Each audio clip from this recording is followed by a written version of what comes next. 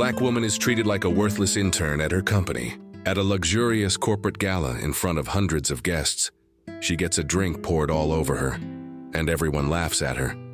But just minutes later, when the main event begins, every person who mocked her suddenly freezes in shock, because the girl they called useless and just an intern is actually the real owner and CEO of the company. In a world full of struggles and second chances, every story hides a lesson worth learning. This is Afnan Art, where ordinary lives become extraordinary tales. Sit back, open your heart, and let the story begin. Morning light spilled across the skyline of Chicago as a crowded train screeched to a halt at the loop station. Zuri Carter stepped out with a quiet confidence. Her dark brown skin glowed in the chilled morning sun, and her hair was braided neatly behind her shoulders. She carried nothing more than a plain canvas tote bag, the kind that would make anyone assume she was just a college intern hoping for a chance. That was exactly what she wanted them to think. The wind scraped along the steel and glass buildings while people in designer suits brushed past her. Their heels clicked rapidly on the marble floor of the station lobby. Zuri walked alone, blending into the blur of commuters rushing toward the corporate towers. Soon, she stood in front of the building that bore the name she had spent her entire life protecting: Carter Innovation Tower. 52 floors of glass, power and ego. Most people who worked inside never questioned the origin of the name. They believed the company belonged to an old white billionaire who rarely showed himself. No one knew that the real owner was a 26-year-old black woman who could destroy or rebuild departments with the stroke of a pen. Zuri inhaled once. Pushing down the truth, today she was not the CEO. Today, she was the new intern named Zuri Carter, a coincidence that nobody would bother to examine. She rode the elevator with a group of employees who smelled like expensive perfume and entitlement. Their badges hung on polished lanyards, and their expressions carried the same bored arrogance. None of them looked at her. When the elevator doors opened on the 20th floor, Zuri stepped out into the open workspace. It looked like something from a glossy technology magazine. Wide glass walls overlooked downtown Chicago. Sleek desks lined the room, and the air smelled like roasted coffee from an overpriced machine in the corner. At the reception counter, a woman with straight blonde hair typed aggressively on her keyboard. Her lipstick was sharp red, and her smile was even sharper. Her nameplate read Madison Reeves. Madison finally lifted her eyes, scanning Zuri from head to toe. She took in the plain blouse, the simple tote, the absence of designer anything. A judgment formed immediately. "You must be the new intern," Madison said without warmth. "Next time, please use the back entrance. This lobby is for executives and clients only." Zuri held back a smile. She had expected it. "Thank you," she replied gently. "Where should I go?" Madison pointed a perfectly manicured finger toward a desk near the printers. "Over there. That corner. Try not to get in anyone's way." Zuri walked toward the small desk. On the way, she passed two co-workers whispering near the water dispenser.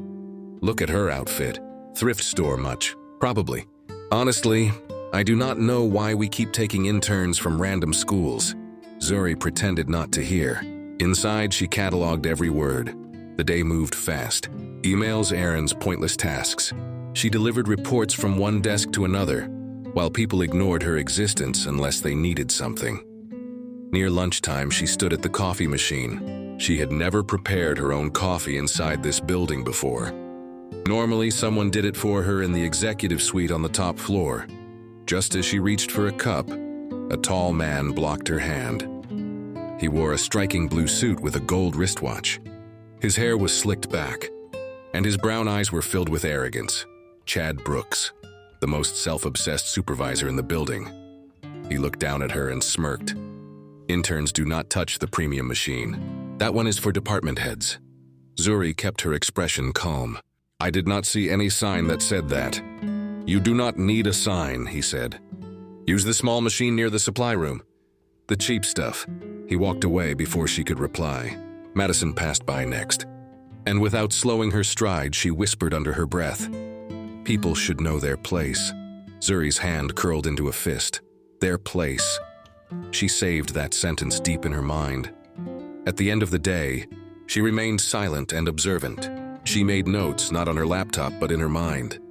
How people treated her, who respected her, who dismissed her, who stole credit, who abused power. The real reason she was here waited beneath the surface like a shark in dark water. Money was missing. Company funds were vanishing in large sums, slipped into personal accounts disguised as event budgets and performance incentives. Someone in this building thought they were smarter than the company, smarter than the owner. Zuri sat at her tiny desk, watching Madison toss a folder toward a junior employee and laugh. Chad strutted through the room like he owned every inch of this floor. Tomorrow they would continue to underestimate her. Tomorrow they would continue to expose themselves. Zuri closed her notebook and whispered to herself, "Keep talking. I am listening." She stood, slung her tote bag over her shoulder, and walked toward the elevator. No one noticed her leave, but soon everyone would remember her name. The next morning, the sky over Chicago was the color of steel. A thin layer of frost clung to the sidewalks as Zuri walked toward the revolving doors of Carter Innovation Tower. She moved with calm purpose, her steps steady and unhurried. She was not here to prove anything. She was here to observe. As she entered the 20th floor, voices drifted from the conference room. The heavy glass door was open just enough for sound to slip through. Chad Brooks was pacing with irritation in his voice. "We need the budget approved for the anniversary gala." "I already submitted the request," Madison replied with sharp annoyance. "I told you, I will handle it." "Stop acting like you are the only one who works around here." Zuri paused outside the door. Their tones held the same arrogance she heard yesterday, but their words held something far more valuable. Budget.gala.money. She pretended to be searching for the supply closet, buying herself more time to listen. Chad lowered his voice, but anger made him careless. "Listen, if this falls apart, we are done." "I am not going down for this," Madison scoffed. "No one will know. We made sure everything looks like an event cost." "Stop panicking." Zuri froze. Event cost. That was one of the categories where money had gone missing. Chad shoved some papers into a folder and stormed out. He brushed against Zuri so hard her shoulder ached. "Move," he muttered. She stepped aside without reaction. She did not want to draw attention, not yet. Not until she had everything she needed. Inside the conference room, Madison groaned loudly. "Interns are everywhere now. 'Tis like working inside a daycare." Zuri heard it clearly but kept walking. She reached her small desk and opened her laptop. Though she was not actually working on emails, she was memorizing every detail, every sentence, every weakness. Around noon, the floor buzzed with the smell of catered lunch. Employees received colorful boxed meals from a trendy restaurant. Zuri did not get one. "Interns are not included in the lunch order," a random employee said with a shrug. "Company policy." There was no such policy. Zuri knew that. She wrote the real policy herself 4 months ago. She took the rejection with a quiet nod and walked to the tiny break room to fill a cup with water. The mood was loud and cheerful behind her. Everyone was laughing, clinking forks, gossiping. She heard her name again. Zuri is so stiff. She acts like she is better than everyone else, probably because she is black and wants us to praise her. The attitude is exhausting, and that hair. She should try to look more professional. Zuri stopped walking. Her back remained turned to them, but she felt every word like glass splinters sliding beneath her skin. She did not cry. She did not flinch. She simply took a slow sip of water. Know your place. Act professional. Use the back entrance.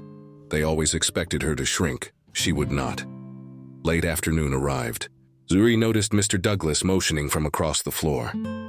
He was the only person in this building who knew the truth. He adjusted his glasses nervously and murmured, "We found something in the accounting logs. A digital transfer, very large." He slipped a folded piece of paper onto her desk. Inside was a name, Madison Reeves. Next to the name, an amount that could ruin careers. Zuri folded the paper again, her gaze steady. "Thank you." Mr. Douglas nodded and walked away quickly, leaving her alone. For the next hour, Zuri acted as though nothing had changed. She made copies. She answered emails. She smiled politely when spoken to. On the outside, she was the quiet little intern with a plain tote bag. On the inside, the storm had begun. As the sun dipped below the skyline and the office emptied, Zuri remained at her desk. She waited until every heel and polished shoe disappeared into the elevator. The office fell silent. Only the distant hum of servers remained. She walked toward the executive printer room, entered her access code, and downloaded the finance documents she needed. She watched page after page slide from the printer tray. Invoices, forged signatures, transfers to a personal account. She gathered them and slipped them into her tote. But something made her stop. One more document. A new transaction request, pending approval for the upcoming gala. She whispered into the quiet room. So, this is how you hide the money. The elevator dinged behind her. The doors opened and she heard a familiar voice. Madison. Zuri slid behind a storage shelf just before the lights flicked on. Madison entered, heels tapping annoyed rhythms on the floor.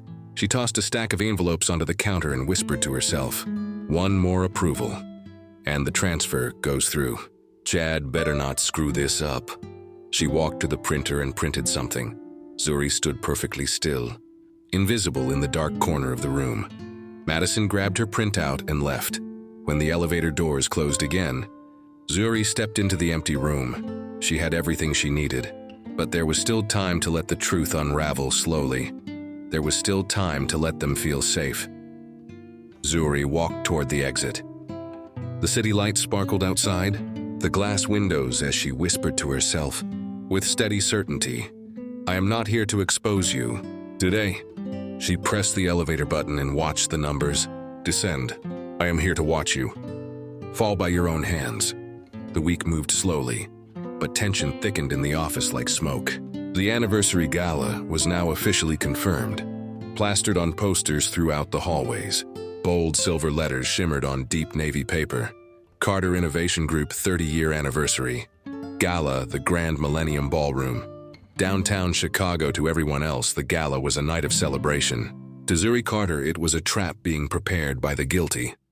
On Thursday morning, Zuri stepped into the building, her head held high. The sky outside was gray and heavy. The type of Chicago day when snow threatened but refused to fall.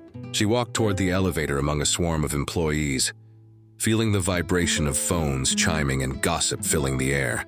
When the elevator doors slid open, Madison and two colleagues were inside, speaking loudly enough for everyone to hear. "Did you see the guest list?" Madison bragged, flipping her hair with a practiced flourish. "Every major partner and investor will be there. It is going to be legendary."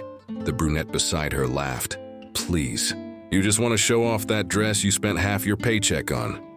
Madison smirked as her eyes slid toward Zuri, who had stepped inside the elevator behind them. "My paycheck is worth it. Unlike some people, I do not dress like I live in a laundry basket." The other women burst into laughter. Zuri stared at the glowing elevator numbers, silent. She did not need to defend herself. Ignorant people always expose themselves without help.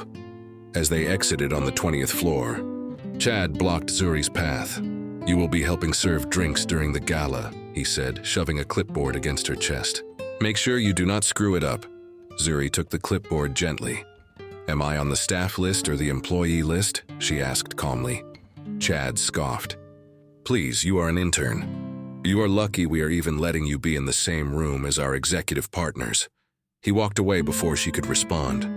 That was when Madison turned, stepping close enough that Zuri could smell her expensive floral perfume. Her voice was smooth poison. "Do not even think about dressing like you belong. No one wants a cheap background extra ruining the photographs." Zuri held Madison's stare. There was no anger in her eyes, only awareness. "I will be exactly where I'm supposed to be." Madison blinked in confusion, but Zuri walked away before she could ask what that meant. Hours passed. Employees buzzed with energy as they prepared for the gala. Emails flew rapid fire, decorations were checked, dress code reminders were printed. But through it all, Zuri remained silent, working at her corner desk. She watched. She listened. She waited.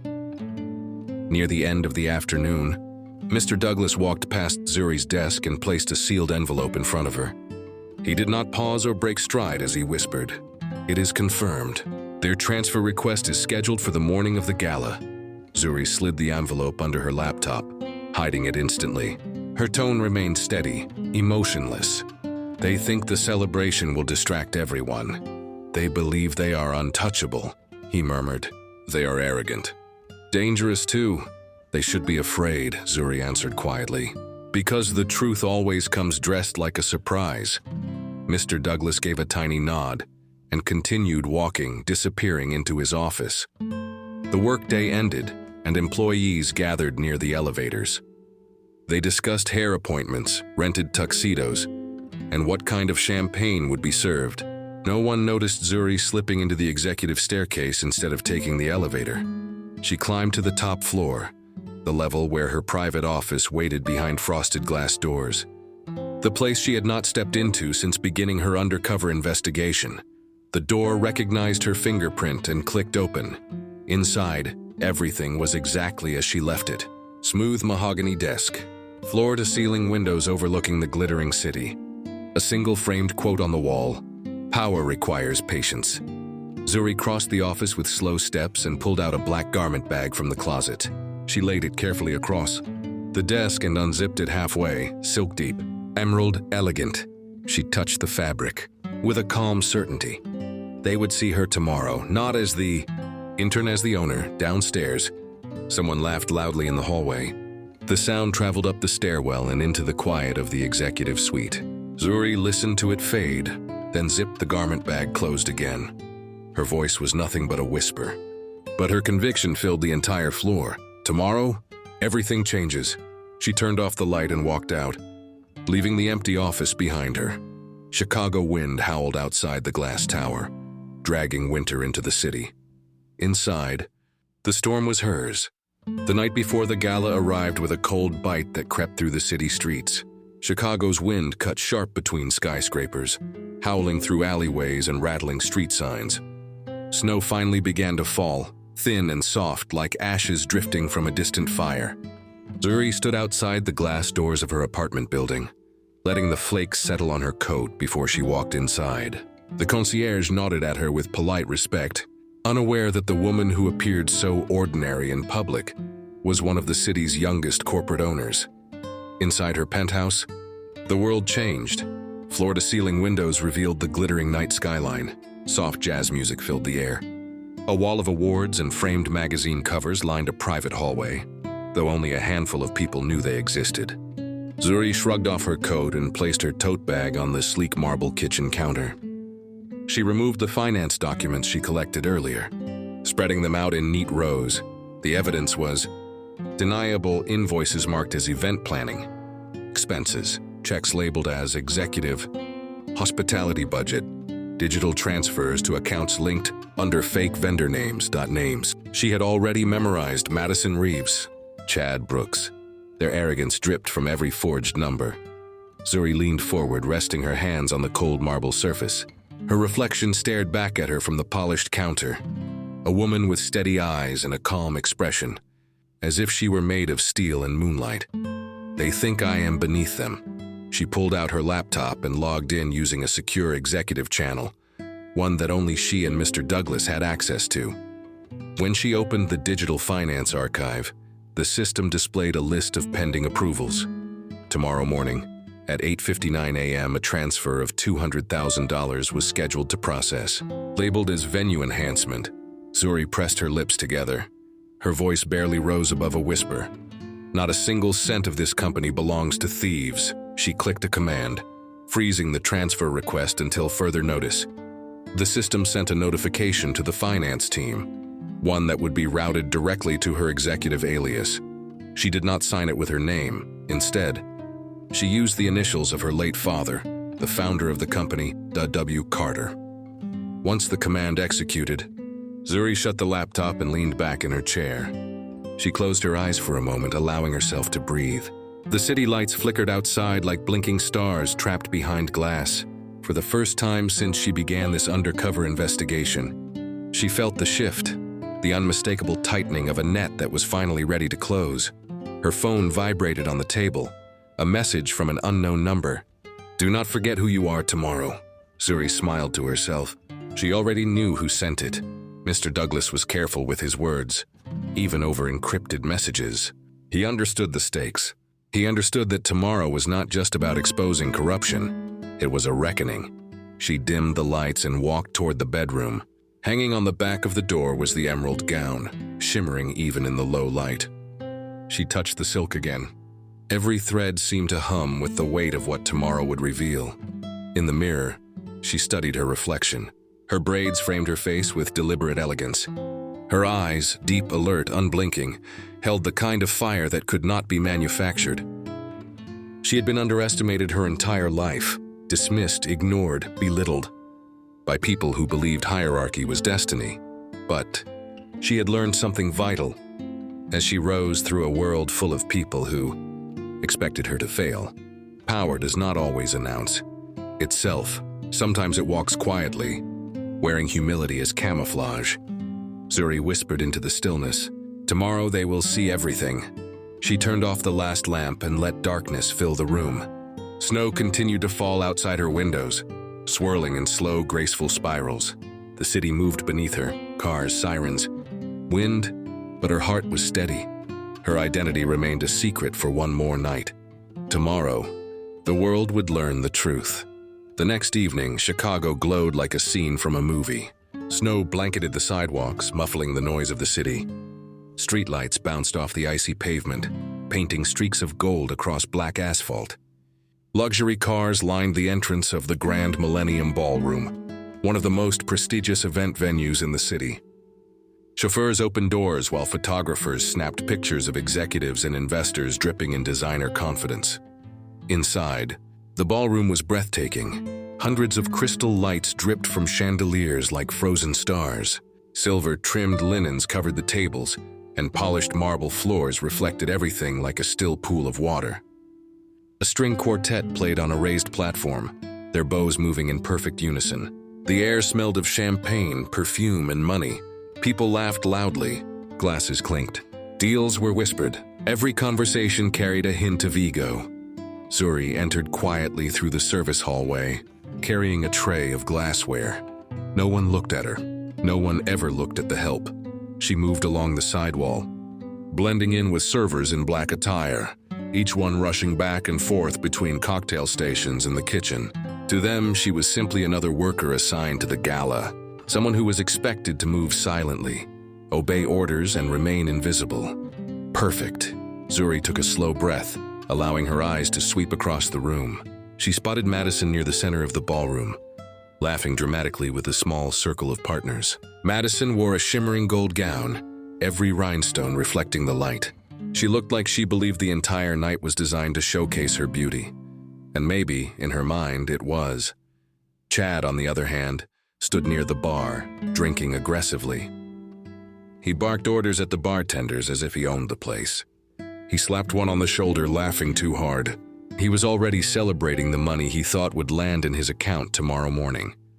They were both confident, smug, completely unaware that their downfall had already begun. Zuri approached a table, offering champagne to guests. A group of executives took glasses, ignoring her presence. As she moved past them, their conversation drifted into her ears. "So, the CEO finally appears tonight. About time. Nobody has ever seen them. Some kind of recluse, probably ancient. Rumor says he is eccentric and rich enough to hide from the public forever." Zuri felt her heartbeat. Slow, he, old, invisible, they had created their own story and never imagined a reality outside of their assumptions. She walked past another group. "I heard the CEO is impossible to please. That must be why the assistant quit last year." "The CEO is probably a miserable perfectionist," Zuri swallowed a bitter laugh. Perfection was the only reason the company had ever reached the height it did. Across the room, Madison snapped her fingers at a passing server. "You took too long. I asked for sparkling water, not still." The server apologized. Madison rolled her eyes and continued her conversation, unaware that karma was tightening its grip around her ankles. Zuri walked toward the balcony doors and slipped outside for air. Cold wind swept against her skin, bracing and sharp, as the noise of the ballroom faded behind her. From the balcony, she could see all of downtown Chicago, slick with winter shine. The world sparkled below, orderly, perfect. Oblivious, the door opened behind her, Mr. Douglas stepped into the cold, his breath visible in the night air. "You ready?" he asked quietly. Zuri rested her hands on the balcony railing. "Yes. I stopped by the finance desk," he continued, voice low. "Madison tried to force authorization for the transfer. They told her the system froze the transaction." "She is furious." Zuri's lips curved slightly. "Good. Everything is in place," he said. "After your name is announced, just walk onto the stage. No one can deny what you are after that." "I do not need them to like me," she replied. "I only need them to see me." For a few long seconds they stood in silence. Snow landed on Zuri's braids and melted into tiny droplets of water. She traced the railing with her fingertip, feeling the metal colder than ice. "Thank you," Mr. Douglas said quietly, "for trusting me with the truth." "You earned it," she answered. "Years ago." He nodded once, then slipped back into the ballroom. Zuri stayed on the balcony a moment longer, letting the cold sharpen her focus. She closed her eyes and inhaled the freezing night air. She stepped back inside. The music shifted. The host took the stage, tapping the microphone. "Ladies and gentlemen, please take your seats. The moment we have been waiting for is about to begin." Chairs slid across the floor. The room fell into excited chatter. Zuri placed her empty tray on the server station. Her pulse steadied. The storm was here. The ballroom dimmed as spotlights swept across the grand crystal chandeliers. The crowd's energy shifted into anticipation. Partners leaned forward, investors straightened in their chairs, and photographers lifted their cameras toward the stage. In a single instant, every surface in the room glittered like a galaxy captured in glass.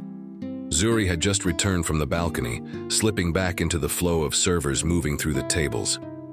The service staff moved quickly, placing fresh champagne flutes in front of guests. Zuri carried another tray, her face expressionless, her eyes steady. She passed by a table where Madison sat prominently in the center, surrounded by clients. Madison tossed her hair over her shoulder and crossed her legs slowly, as if she owned the floor beneath her. She noticed Zuri approaching and smirked. "There she is," Madison said loudly, loud enough for her entire table to hear. "Chicago's most confused intern." The table erupted with laughter. Zuri kept walking, offering champagne calmly, but Madison wasn't done. She reached for a glass, then paused, her hand hovering in the air as if an idea had just struck her. "Actually," Madison said, loud and bright, "can you do something useful for once? Bring me sparkling water, cold, no ice. A lemon slice. Try to remember." A few guests chuckled again. Madison wasn't just embarrassing her. She was performing. Zuri's voice remained soft and respectful. "Yes, right away." She turned toward the catering bar. But Madison snapped her fingers. "Wait." Zuri turned back slowly. Madison lifted a half-filled champagne flute and tipped it slightly, studying the golden liquid shimmering inside. "Actually, I changed my mind." Without warning, Madison stood up. Everything slowed. She tipped the glass forward and poured the champagne directly onto Zuri's chest. The cold liquid splashed across her dress, soaking down her front, dripping onto her shoes. The room gasped. A few people clapped. Others covered their mouths, stunned but entertained. Someone took a photo with their phone. Madison laughed, a high, delighted sound. "Oh my goodness, I am so sorry. Total accident." But her smile told the truth. Zuri stood perfectly still, staring at Madison. Champagne dripped from her braids. Her dress clung to her skin. The sting of cold alcohol spread across her chest, but she never flinched. Madison tilted her head. "Next time, move faster. Interns should know obedience." That sentence sliced deeper than the champagne. The humiliation was absolute. Zuri felt dozens of eyes watching her. Servers froze. Investors leaned back to get a better view. Chad looked amused from across the ballroom, raising his glass as if to toast the humiliation. "Some people just aren't meant to be in rooms like this," Madison added, her tone dripping with privilege. Something shifted deep inside Zuri, not anger, not pain, power. Zuri took the linen napkin from the serving table and dabbed the champagne from her collarbone with slow, deliberate movements. She didn't rush. She didn't shrink. She didn't give the crowd the satisfaction of seeing her break. When she finally looked up, her gaze met Madison's. Her voice was calm. "Enjoy your moment. Madison blinked. What was that? You have no idea how temporary it is. Madison rolled her eyes, annoyed that Zuri wasn't falling apart. Go get me that sparkling water. You are holding up the night? Zuri set the napkin aside and gave the smallest, most chilling smile Madison had ever seen. I will be right here. She placed the empty tray down, stepped away from the server station, and walked toward the stage. Madison laughed, thinking Zuri was running away to cry. But Zuri didn't leave the ballroom. She moved toward the stairs that led up to the main platform, the one framed with towering white floral arrangements and the illuminated company logo. The host approached the microphone again, unaware of what had just occurred. Ladies and gentlemen, he announced, voice booming, thank you for your patience. Tonight we reveal something historic. Madison returned to her seat, brushing off the moment and basking in the attention she assumed she owned. She didn't notice Mr. Douglas step onto the side of the stage. Didn't notice security staff quietly position themselves along the room's edges. The air shifted, tension pulled tight like a wire. The host smiled to the crowd. The lights shifted, the music faded. Zuri dragged her damp fingers across the edge of the stage railing. Every drop of champagne still on her dress glimmered, like armor under the spotlights. She walked into position just as the host read the name printed in silver across the giant LED screen. Please, welcome the CEO and owner of Carter Innovation Group. Pause. The crowd leaned in, the air stopped. Moving, Zuri Carter. Multiple gasps broke through the silence. Madison's golden smile died. Chad dropped his glass. The entire room turned toward the woman standing at the foot of the stairs. Champagne-soaked, head high, eyes fierce. She didn't need a gown, she didn't need a spotlight. She was the spotlight, and every person who had ever dismissed her was about to drown in their own shock. Time froze. Hundreds of faces stared toward the staircase where Zuri stood. The champagne stain on her dress shimmered under the stage light like a badge of defiance. The string quartet abruptly stopped playing. A murmur rippled through the ballroom, soft at first, then swelling into frantic whispers.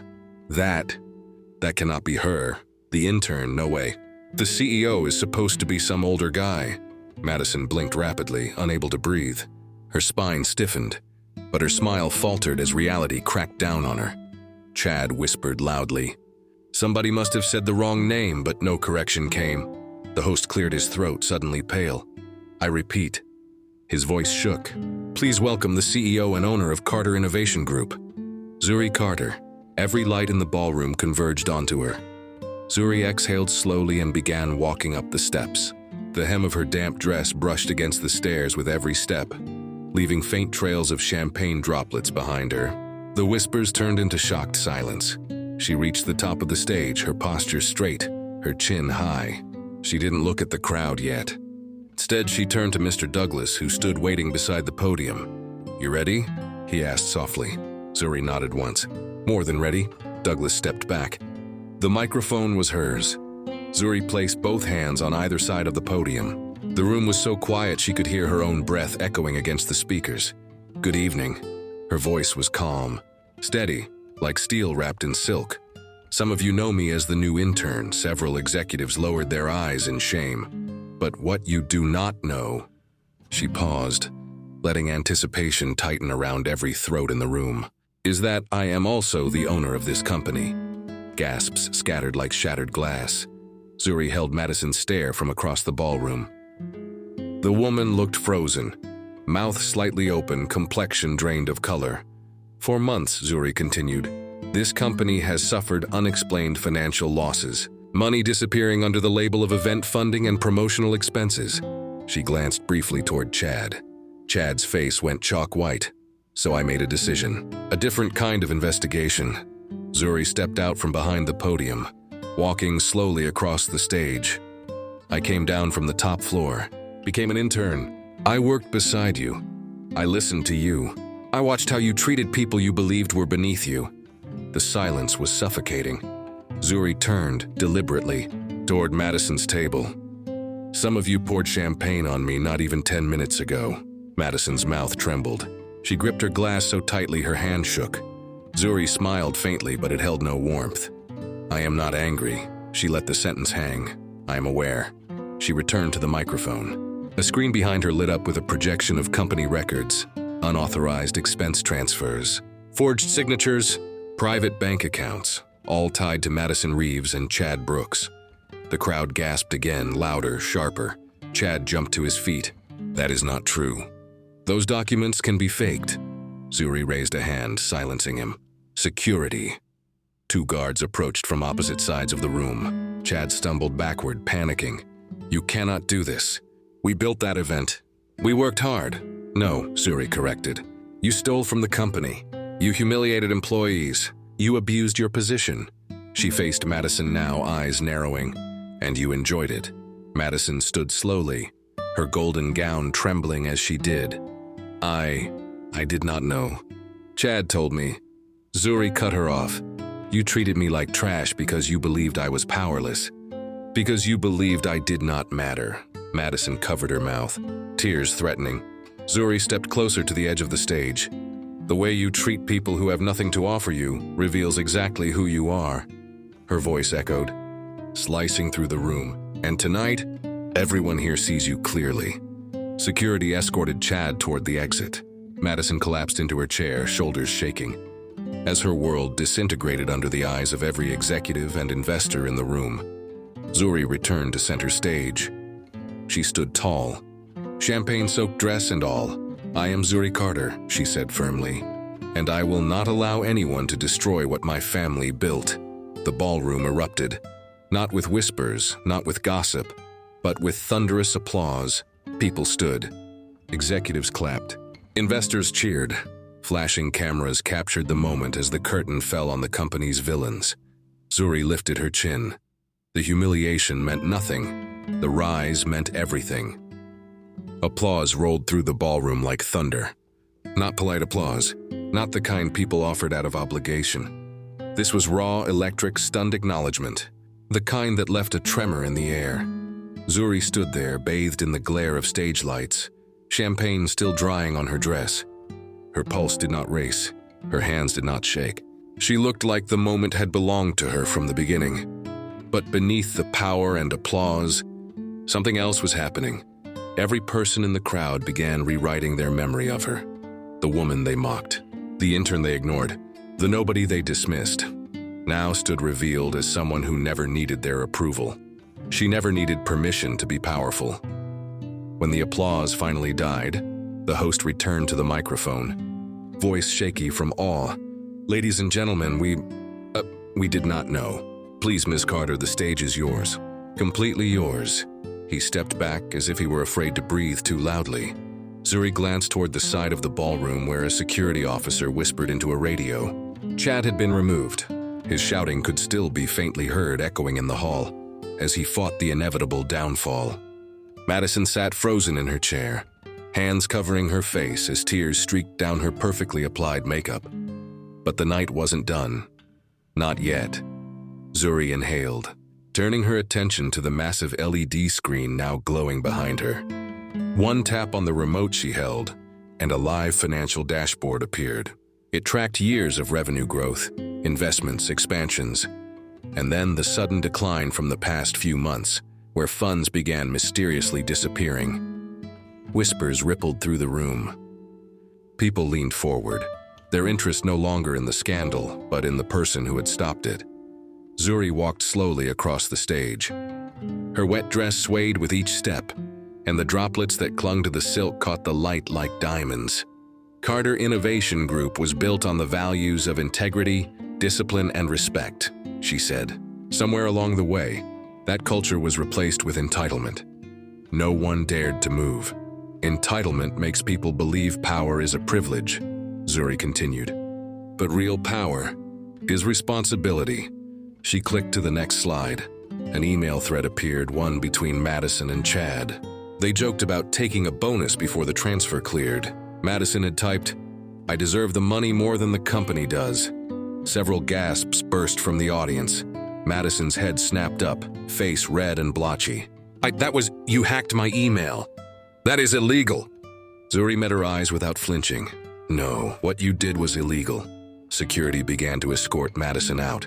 She tried to pull away, pleading, voice cracking. It was just money. It was not personal. Zuri's voice was soft but lethal. You poured champagne on me tonight for entertainment. It was very personal. Madison froze mid-step, her expression collapsing. For a brief moment, Zuri almost saw the smallness behind the cruelty. But justice was already in motion. Madison was escorted out of the ballroom, heels scraping helplessly against the floor. When the doors closed behind her, Zuri let silence sit heavy for a full 3 seconds. 3 seconds that felt like judgment. Then, she returned to the mic. I know many of you came here tonight expecting a faceless figure, someone distant, someone unreachable, a myth. Her voice dropped. I am not a myth. She stepped forward until she stood at the very edge of the stage, just inches above the front row, her gaze level with every executive partner and investor in the room. I am the person who shows up when it matters. Nobody blinked. Nobody breathed. In this company, she continued, we will rise together, or you will leave. There is no room here for those who build power by crushing others. A murmur of agreement moved through the crowd. Zuri nodded once, firmly. We move forward. Starting now. She stepped back and the lights rose again. The string quartet resumed playing, but softer this time, like a reset. The crowd stood applauding once more, this time not out of shock, but respect. As people approached her, executives shaking hands, investors offering congratulations. Zuri felt something shift beneath her ribs. Not pride, not victory, relief. They finally saw her, not the intern, not someone invisible, not someone without value. They saw the woman she had always been, the CEO, the owner, and the storm they should never have underestimated. The ballroom slowly settled back into motion, but everything felt different. Respect, genuine and earned, now followed Zuri like gravity. Executives lined up to greet her. Voices suddenly softer, careful, supportive. Ms. Carter, it's an honor. We had no idea. If there's anything we can do moving forward. Zuri acknowledged each of them with a small nod. She didn't need their sudden admiration. Respect that only appears after power is revealed is not respect at all. It is fear wrapped in manners. Her gaze drifted across the ballroom. The stage lights had warmed her dress now, drying some of the champagne stains. Small droplets still clung to the silk like constellations. She was no longer a victim of humiliation. She owned it. Behind her, servers whispered to each other in disbelief. That was the intern. No way, that's the CEO. She didn't break. She didn't even flinch. A moment of quiet pride tightened inside her chest. She turned slightly as Mr. Douglas approached with 2 glasses of sparkling. "Water, you deserve something that isn't champagne," he said with a gentle smile. Zuri accepted the glass. "Thank you. For everything. I only followed your lead," he replied. "You did the hard part." "No," she said. "The hard part was pretending not to be who I am." He chuckled softly. "You were convincing. Scarily convincing." They clinked their glasses lightly across the room. Zuri saw something that made her pause. At one of the small cocktail tables near the exit stood the same young server Madison had snapped at earlier. She held a stack of empty trays, shoulders tense, trying to stay invisible. Zuri walked toward her. The girl froze when she saw Zuri approaching. I'm sorry for earlier. I wanted to stop her, but..." "You don't owe me an apology," Zuri interrupted gently. "No one should be afraid to stand up for themselves because of their job title." The girl swallowed hard, tears gathering in her eyes. "Thank you, Ms. Carter." Zuri placed a steady hand on her arm. "If anyone in this building treats you with disrespect again, come straight to the top floor. My door will be open." The server nodded, overwhelmed. "Yes, ma'am." Zuri turned away, leaving the girl stunned and smiling through tears. Power meant nothing if she couldn't use it to lift others. The quartet shifted to a slower melody as the room softened. People began to dance. Investors compared future strategy ideas rather than bragging about personal milestones. Staff members felt less invisible. Zuri walked toward the balcony once more, pushing open the glass door. The cold air kissed her warm skin, clearing her mind. Snow continued to fall, softer now, gentler, as if the night itself exhaled relief. Chicago stretched below her like a shimmering river of lights. She allowed herself one long breath, finally free of the weight of secrecy. Behind her, The balcony door opened again. Footsteps. "May I join you?" Douglas asked. Of course. He stood beside her, both of them staring out at the city. "You know," he said after a moment, "Madison and Chad will face legal consequences. Not corporate discipline. Real consequences." "I know," Zuri's voice stayed calm. "I just didn't want revenge."